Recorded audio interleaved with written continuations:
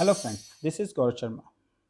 तो आज हम बात कर रहे हैं हमारे मेडिसाइंस फार्मा एकेडमी के यूट्यूब चैनल पे टॉपिकल एजेंट्स जो कि हमारे फार्मास्यूटिकल इनऑर्गेनिक केमिस्ट्री के अंदर है। इससे पहले हमने स्लाइड्स के अंदर जो हमने डिस्कस किया था, इससे पहले वाली जो हमारी वीडियो थी उसके अंदर हमने डिस्कस किया था एंटीऑक्सीडेंट और जीआईटी से रिलेटेड कुछ पर्टिकुलर इनऑर्गेनिक कंपाउंड्स के बारे में। आज हम बात करेंगे टॉपिकल एजेंट्स।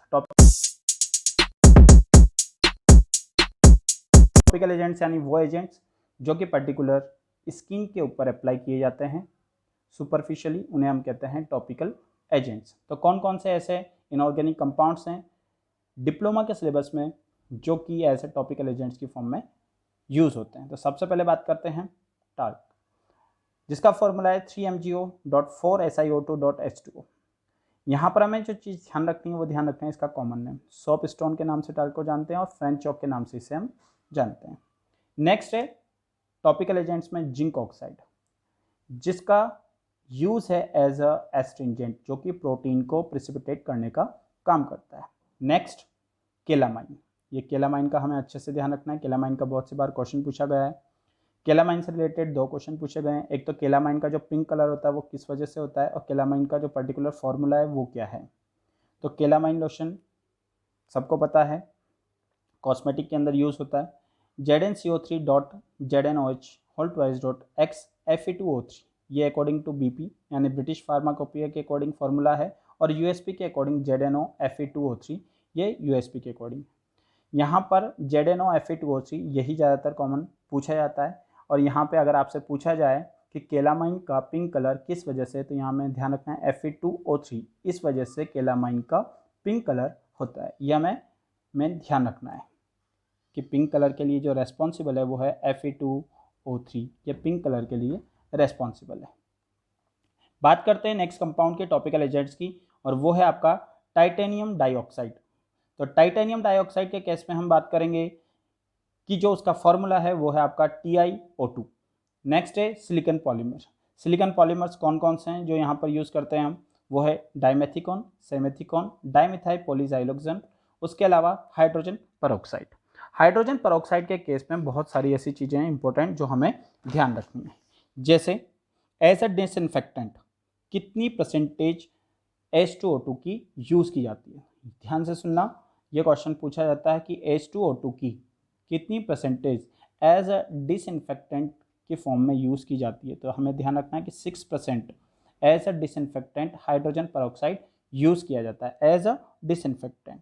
लेकिन जो हमारे टॉपिकली हमें यूज़ करना है हाइड्रोजन परऑक्साइड हमारी बॉडी पर as a deodorant, as a gargle, as a mouthwash, तो वहाँ पर जब हम उससे इसकी परसेंटेज के बारे में अगर आपसे कोई पूछें तो यहाँ पर इसकी जो परसेंटेज है वो आपकी परसेंटेज हो गई 1.6%। ये आपको ध्यान रखना है। तो हाइड्रोजन परऑक्साइड की ऐसे टॉपिकली यही पूछा जाता है वैसे, तो आपको ध्यान रखना है कितनी परसेंटेज यूज़ की जाती है हाइड्रोजन परऑक्साइड की, 1.6% यूज़ की जाती है।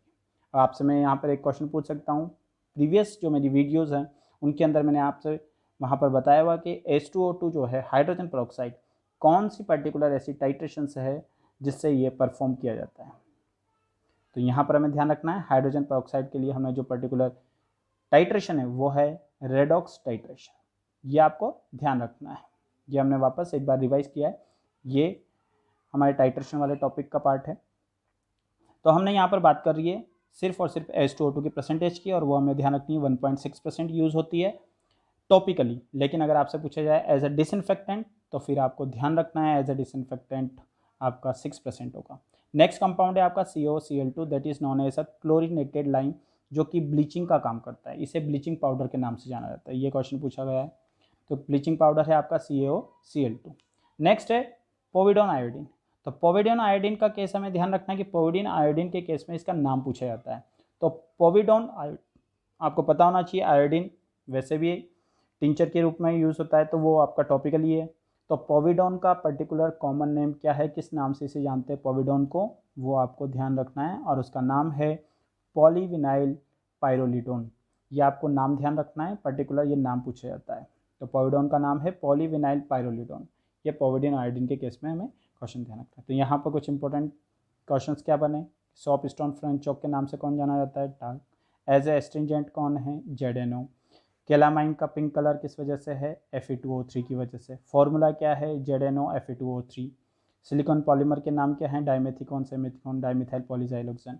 Hydrogen peroxide as a topically disinfectant के फॉर्म में 6% यूज़ होगा। और वैसे ही हम बात करें किसकी कि हमें टॉपिकली यूज़ करना है, तो हाइड्रोजन पेरोक्साइड की परसेंटेज कितनी होगी? 1.6%। उसके बाद में हम बात करते हैं कि क्लोरीनेटेड लाइम को किस नाम से जानते हैं? ब्लीचिंग पाउडर के नाम से। और पोविडन आयोडीन में पोविडोन को किस नाम से जानते हैं? पॉलीविनाइल पाइरोलिडोन के नाम से। तो ये हमारा पर्टिकुलर टॉपिकल एजेंट्स के कुछ छोटे छोटे कंपाउंड्स थे, उनके बारे में हो गया। अब हम बात करते हैं नेक्स्ट कंपाउंड्स की। नेक्स्ट कंपाउंड है आपका एक्वस आयोडीन सॉल्यूशन।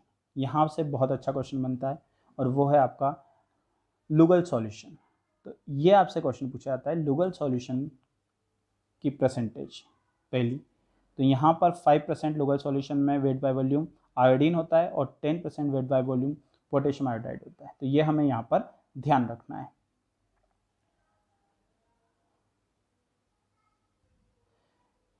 उसके अलावा यहाँ पे जो हमें ध्यान रखने वाली बात है वो है हमारा कि एक्वस आयोडीन सॉल्यूशन, जिसे हम अकॉर्डिंग टू IPBP, जो एक्वस आयोडीन सॉल्यूशन होता है वही आपका USP के अकॉर्डिंग स्ट्रॉन्ग आयोडीन सॉल्यूशन होता है। स्ट्रॉन्ग का मतलब आप यहाँ पे ये ध्यान रख लीजिए कि जिसके अंदर सबसे ज़्यादा परसेंटेज होगी वो आपका स्ट्रॉन्ग आयोडीन सॉल्यूशन कहलाएगा, according to USP, not according to IP। According to IP strong iodine solution अलग है, ये हमें ध्यान रखना है। यहाँ पे हमें कंफ्यूज नहीं होना है। एक्वस आयोडीन सॉल्यूशन आपका लुगल सॉल्यूशन कहलाता है, लेकिन strong iodine solution according to IP तो वो अलग है। स्ट्रॉन्ग आयोडीन सॉल्यूशन के केस में हमें ध्यान रखना है कि कितनी परसेंटेज स्ट्रॉन्ग आयोडीन सॉल्यूशन। हमें वैसे जो ध्यान रखना है वो अकॉर्डिंग टू इंडियन फार्माकोपिया के अकॉर्डिंग ध्यान रखना है। तो इंडियन फार्माकोपिया के अकॉर्डिंग हमें दो चीज़ें ध्यान रखनी है। पहली चीज़, एक्वस आयोडीन सॉल्यूशन ही आपका लुगल सॉल्यूशन है जिसमें 5% आयोडीन और 10% पोटेशियम आयोडाइड यूज होता है। दूसरा हमें ध्यान रखना है कि स्ट्रॉन्ग आयोडीन सॉल्यूशन IP के अकॉर्डिंग, जिसके अंदर स्ट्रॉन्ग है तो परसेंटेज बढ़ जाएगी। तो आयोडीन की परसेंटेज यहाँ पे कितनी हो गई? 5% से, जो कि एक्वस में था, यहाँ पर हो जाएगी आपकी 10%। और पोटेशियम आयोडाइड की परसेंटेज हो जाएगी यहाँ पे 6%। तो यहाँ से जो क्वेश्चन पूछा जाता है वो लुगल सॉल्यूशन का पूछा जाता है। तो एक्वस आयोडीन सॉल्यूशन ही आपका लुगल सॉल्यूशन है। कौन कौन से सोर्स हैं आयोडीन के जिनसे हमें आयोडीन मिलता है? वो है आपका सीवीड से हमें मिलता है, उसके अलावा ऑर्बिट से मिलता है। और ऑर्बिट्स का जो सोर्स है वो है लेमिनेरिया डिजिटाटा, ये ऑर्बिट्स का सोर्स है। Weak iodine solution according to BPIP, उसके परसेंटेज हमें ध्यान रखनी है। 2% आयोडीन और 2.5% पोटेशियम आयोडाइड, ये होता है वीक आयोडीन सॉल्यूशन। नेक्स्ट बात करते हैं weak iodine tincture according to USP, 2% iodine है और यहाँ पर हमें ध्यान रखना है पोटेशियम आयोडाइड की जगह यहाँ चेंज हो चुका और यहाँ पे आएगा सोडियम आयोडाइड और उसकी परसेंटेज होगी 2.4%। तो यहाँ पर इंपॉर्टेंट चीज़ें, लुगल सॉल्यूशन, उसकी परसेंटेज। लुगल सॉल्यूशन ही आपका एक्वस आयोडीन सॉल्यूशन है। उसके अलावा स्ट्रॉन्ग आयोडीन सॉल्यूशन में परसेंटेज कितनी होती है? 10% आयोडीन, 6% पोटेशियम आयोडाइड। बहुत सी बार आपसे सोर्स भी पूछा जा सकता है आयोडीन का, तो सीवीड्स और ऑर्बिट्स की सोर्स, बायोलॉजिकल सोर्स क्या है ऑर्बिट्स का इनका? तो लेमिनेरिया डिजिटाटा, ये इसका आंसर होगा।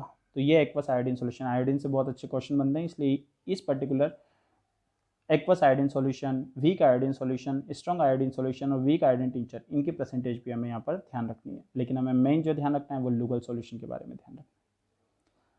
बात करते हैं अगले कंपाउंड्स के बारे में। Boric acid. बोरिक एसिड का फॉर्मूला पूछा गया है, ये हमें ध्यान रखना है। ये चेंज होकर क्या आ सकता है? H3BO3 लिखा हुआ है तो ऐसा भी लिखा हुआ आ सकता है, वहाँ पर B और OH का होल साइज ऐसा भी लिखा हुआ आ सकता है, आगे पीछे करके भी। तो वो हमें ध्यान रखना है कि बोरिक एसिड का पर्टिकुलर फॉर्मूला क्या होता है। नेक्स्ट है बोरेक्स। बोरेक्स का फॉर्मूला ध्यान रखना है Na2B4O7.10H2O, ये बोरेक्स का फॉर्मूला है। Hg, जिसको हम बोलते हैं क्विक सिल्वर, ये हमें ध्यान रखना है। इसको हाइड्रोगायरम के नाम से जाना जाता है और इसका सोर्स जो है वो सिनाबार है। बात करते हैं नेक्स्ट स्लाइड की। नेक्स्ट कंपाउंड्स हैं हमारे टॉपिकल के अंदर yellow mercuric oxide. Yellow mercuric oxide ये हमने पढ़ा है टाइट्रेशन के अंदर और इसका फॉर्मूला है HgO। उसके अलावा और कंपाउंड्स हैं, वो हैं आपके अमोनिएटेड मर्करी, जिसे हम वाइट प्रेसिपिटेट की फॉर्म में देखते हैं और इसी नाम से जानते हैं। सल्फर के दो कंपाउंड है, सल्फर में मिल्क ऑफ सल्फर और sublime sulphur, that is also known as flower of sulphur. Selenium sulphide, ये भी हमें अच्छे से ध्यान रखना है, क्योंकि सेलेनियम सल्फाइड का यूज़ आपसे पूछा जाए, टॉपिकली तो है, टॉपिकली यानी हमें सरफेस पे लगाना है, लेकिन कहाँ पर यूज़ होता है, ये यूज़ होता है शैम्पू के अंदर।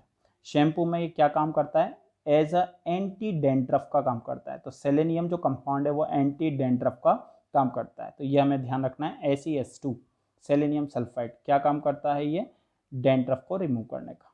नेक्स्ट है पोटाशियम। पोटाशियम का बहुत 2011 के आसपास जब एग्जाम हुआ था तो उसके अंदर इसका फॉर्मूला पूछा गया था। तो पोटेशियम, उसके अलावा एल्यूमिनियम, उसके अलावा सल्फेट और 12 पार्ट्स ऑफ H2O, ये इसका फॉर्मूला है, इसे हम पोटाशियम के नाम से जानते हैं। नेक्स्ट है जिंक सल्फेट। तो हमें जिंक के दोनों कंपाउंड, चाहे ZnO हो चाहे जिंक सल्फेट हो, दोनों ही आपके एस्ट्रिजेंट की फॉर्म में काम करते हैं। यहाँ पर हमें जो ध्यान रखना है वो है वाइट विट्रियोल के नाम से कौन सा कंपाउंड है। तो वाइट विट्रियोल के नाम से जो आपका कंपाउंड है वो है आपका ZnSO4.7H2O, जिसको हम बोलते हैं जिंक सल्फेट।